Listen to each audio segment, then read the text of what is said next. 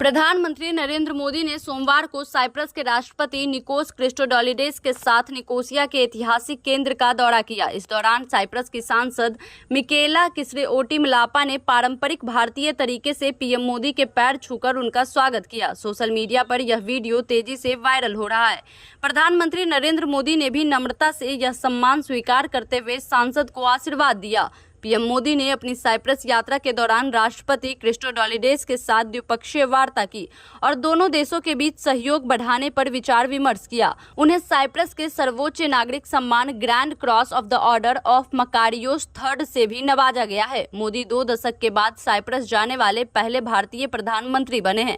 अपनी 3 देशों की यात्रा के अगले चरण में प्रधानमंत्री नरेंद्र मोदी कनाडा के प्रधानमंत्री मार्क कार्नी के न्योते पर कनाडा के कैलगरी शहर पहुंचे हैं, जहां वे 16-17 जून को आयोजित G7 शिखर सम्मेलन में हिस्सा लेंगे।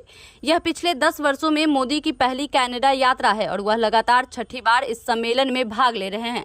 G7 समिट में अमेरिकी राष्ट्रपति डोनाल्ड ट्रंप, इटली के प्रधानमंत्री जॉर्जिया मेलोनी और फ्रांस के राष्ट्रपति इमैनुअल भी पहले ही पहुंच चुके हैं। इस दौरान पीएम मोदी की ट्रंप से मुलाकात की संभावना जताई जा रही है। हालांकि इसकी अभी तक आधिकारिक पुष्टि नहीं की गई है।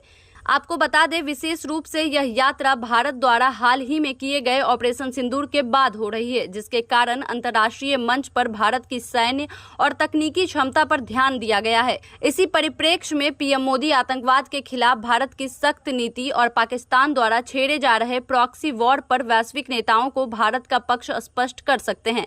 हाल ही में राष्ट्रपति ट्रंप ने भारत और पाकिस्तान के बीच सीज फायर को अपनी मध्यस्थता का परिणाम बताया था, जिसे भारत ने पूरी तरह खारिज कर दिया। भारत का यह स्पष्ट कहना है कि पाकिस्तान की कमजोरी और भारतीय सेना की मजबूती के कारण सीज फायर हुआ है, न कि किसी तीसरे पक्ष की दखल से। G7 सम्मेलन का मंच प्रधानमंत्री नरेंद्र मोदी के लिए यह स्पष्ट करने का अवसर हो सकता है कि भारत कश्मीर पर किसी भी तीसरे पक्ष की मध्यस्थता को स्वीकार नहीं करता और पाकिस्तान से अब सिर्फ पीओके पर बातचीत होगी। इसके अलावा अमेरिका के साथ चल रहे टैरिफ विवाद पर भी चर्चा होने की संभावना है। ट्रंप द्वारा भारत के हाई टैरिफ की आलोचना और रेसिप्रोकल टैरिफ नीति की घोषणा के बाद भारत ने कुछ अमेरिकी उत्पादों पर शुल्क घटाए, पर दोनों देशों के बीच अब तक ठोस सहमति नहीं बन पाई है।